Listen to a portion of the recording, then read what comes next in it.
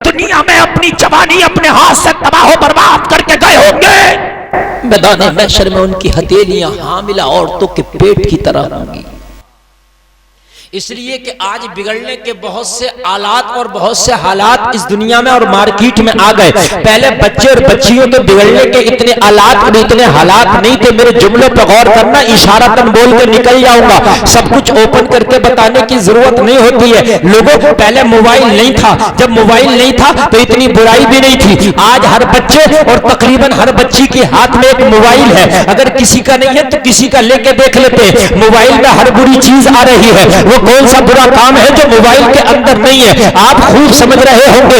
آج چھوٹے چھوٹی عمر کے بچے 12 اور 15 سال کے بچے اور بچیاں، ان کے ہاتھ میں موبائل آ گیا۔ بڑا آدمی تو پھر بھی سوچ سمجھ کے چلاتا ہے، مگر یہ عمر عجیب سی عمر ہوتی ہے، اس میں بڑی عجیب سی غلط چیزیں دیکھ دیکھ کے نکال کے بچے دیکھتے ہیں، اور دیکھنے کے بعد میں بگڑتے چلے جاتے ہیں۔ ان کا قدم غلط راستے پر چلا جاتا ہے۔ اور لوگوں کان کھول کے سنو، اپنے بچوں کو اگر موبائل بھی دے رہے ہو تو ان پر تھوڑی سی نظر یہ رکھو، یہ موبائل کا یوز کس طرح سے کرتے ہیں، موبائل کا استعمال کس کام میں زیادہ کر رہے ہیں۔ کہیں ایسا تو نہیں تیرا بچہ غلط کام میں استعمال کر رہا ہے موبائل کا، اور وہ اس کی جوانی کو برباد کرنے کا ایک ذریعہ بن جائے۔ آج میں نے دیکھا 15 سال کے بچے، 16 سال کے بچے اور بچیاں موبائل میں غلط فلمیں اور غلط چیزیں دیکھنے کے بعد میں بگڑتے چلے جا رہے ہیں، اپنے آپ کو غلط راستے پر ڈالتے چلے جا رہے ہیں۔ لوگوں دیکھا یہ جا رہا ہے کہ کم عمر میں بچوں نے اپنی جوانی کو برباد کر دیا، کم عمر میں بچیاں جوانی کو برباد کر دیا، طرح کے مرض میں مبتلا ہوتے نظر آ رہے ہیں، ان کی صحتیں خراب ہو گئی، جوانیاں تباہ و برباد ہو گئی۔ لوگوں وجہ کیا ہے؟ اس لیے کہ اگر بچہ غلط طریقے سے اپنی جوانی کو برباد کرے گا تو اس کی زندگی تباہ ہو جائے گی، وقت سے پہلے بوڑھا ہو جائے گا، اور یہی ہو رہا ہے۔ میرے بھائی، اگرچہ کسی کو میرے جملے کڑے ملے گا، مگر مولوی نہ کہے گا تو کون کہے گا؟ اور سب کی بات تو میں کرتا ہی نہیں، اس لیے کہ سب کی بات کرو گے تو یا تو قیامت آ جائے گی یا قیامت آئے گی نہیں۔ سب اچھے ہو جائے تو قیامت نہیں آئے گی، سب برے ہو جائے تو قیامت ہی آ جائے گی۔ بات اکثریت کی چلتی ہے، سمجھ رہے ہیں؟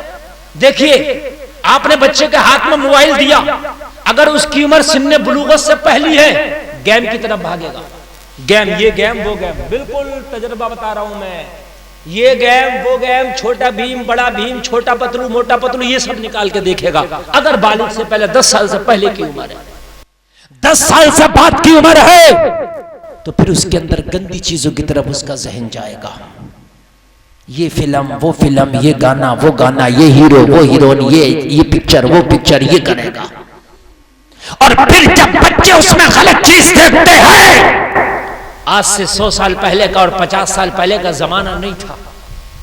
آج سے 100 سال پہلے اور 50 سال پہلے صرف غلط کام کے لیے کچھ کوٹھے ہوا کرتے تھے، جہاں پر فاحشہ عورتیں بیٹھی ہوتی تھی، اور وہاں پر وہ اپنے جسم کو اور اپنی جوانی کو، اپنے حسن کو بیچتی تھی۔ وہ کوٹا ہر جگہ نہیں ہوتا، وہ کہیں پھر جا کر کے لوگ وہاں اپنا منہ کالا کرتے تھے۔ لیکن آج جب موبائل میں چھوٹا بچہ دیکھتا ہے تو پھر غلط راستے پر اپنے آپ کو ڈال لیتا ہے۔ اور کتنی مرتبہ لوگ ایسا ہوتا ہے کہ بچے نوجوان جو نئے جوان ہوئے ہوتے ہیں، اپنے ہاتھ سے اپنی جوانی کو تباہ کر لیتے ہیں، اپنے ہاتھ سے اپنی جوانی کو تباہ کر لیتے ہیں۔ میرے خوب اشارے آپ سمجھ لینا، میں آپ سب جانتے ہو جو میں جملے بول رہا ہوں، ذرا توجہ۔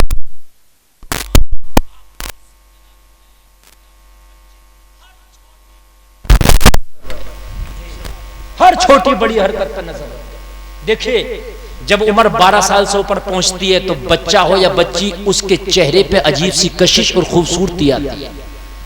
بڑے کام کی بات بتا رہا ہوں میں، عجیب سی کشش اور خوبصورتی آتی ہے۔ آپ نے ایک مثال سنی ہوگی کہ میاں جوانی میں تو گدھے اور گدھیا پہ بھی نور آ جاتا ہے، سنیے کہ نہیں مثال سنیے، واقعی کالا بھی ہو جوانی میں اس کا چہرہ اچھا ہو جاتا ہے۔